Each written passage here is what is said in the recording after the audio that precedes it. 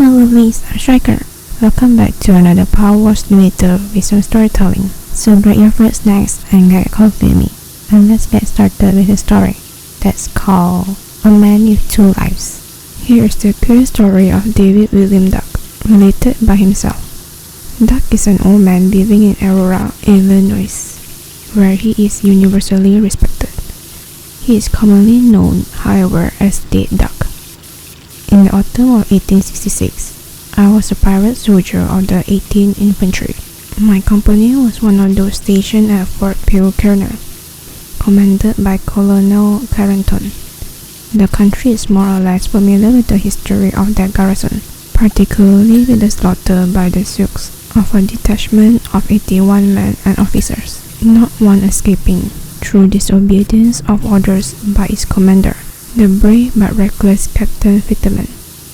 When that occurred, I was trying to make my way with important dispatches to Fort C.F. Smith on the Bighorn.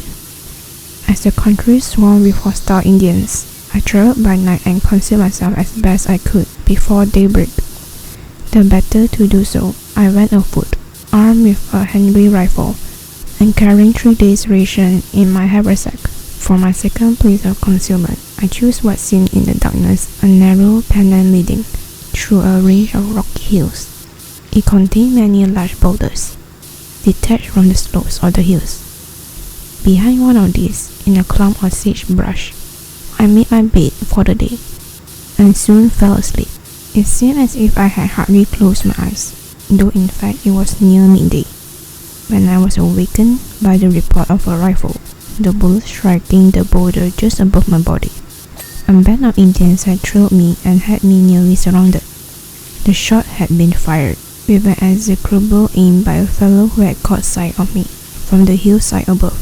The smoke of his rifle betrayed him, and I was no sooner on my feet than he was off his and rolling down the declivity. Then I ran in a stooping posture, dodging among the clumps of sagebrush in a storm of bullets from invisible enemies. The rascals did not rise and pursue, which I thought rather queer, for they must have known by my trail that they had to deal with only one man. The reason for their inaction was soon made clear.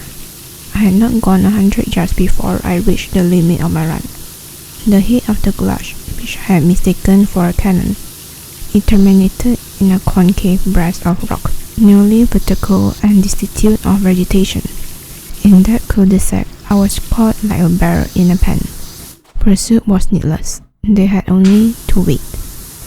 They waited for 2 days and nights, crouching behind a rock topped with a grove of mesquite, and with the cliff at my back, suffering agonies of thirst and absolutely hopeless of deliverance. I fought the fellows at long range, firing occasionally at the smoke of their rifles, as they did at that of mine. Of course, I did not dare to close my eyes at night, and lack of sleep was a keen torture. I remember the morning of the 3rd day, which I knew was to be my last. I remember, rather indistinctly, that in my desperation and delirium, I sprang out into the open and began firing my repeating rifle, without seeing anybody to fire at, and I remember no more of that fight. The next thing that I recollect was my pulling myself out of a river just at nightfall. I had not a rag of clothing and knew nothing of my whereabouts, but all that night I travelled, cold and footsore, towards the north. At daybreak, I found myself at Fort C.F. Smith, my destination, but without my dispatches. The first man that I met was a sergeant named William Bierce, whom I knew very well. You can fancy his astonishment at seeing me in that condition, and my own at his asking who the devil I was. Dave Duck, I answered. Who should I be? He stared like an owl. You do look it, he said, and I observed that he drew a little away from me. What's up? He added. I told him what had happened to me the day before. He heard me through, still staring. Then he said, My dear fellow, if you are Dave Duck, I ought to inform you that I buried you 2 months ago. I was out with a small scouting party and found your body, full of bullet holes and newly scalped, somewhat mutilated otherwise too. I am sorry to say, right where you say you made your fight. Come to my tent and I'll show you your clothing and some letters that I took from your person. The commandant has the dispatches. He performed that promise. He showed me the clothing, which I resolutely put on, the letters, which I put into my pocket. He made no objections, then took me to the commandant, who heard my story and coolly ordered Briscoe to take me to the guardhouse. On the way I said, "Bill Briscoe, did you really and truly bury the dead body that you found in these stocks?" "Sure," he answered, "just as I told you.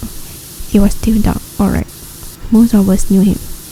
And now, you damn imposter, you better tell me who you are." "I guess something to know," I said.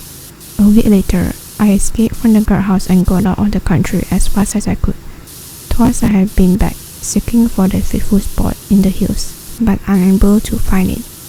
So that's the end of the story and the video. If you enjoyed it, be sure to like and subscribe.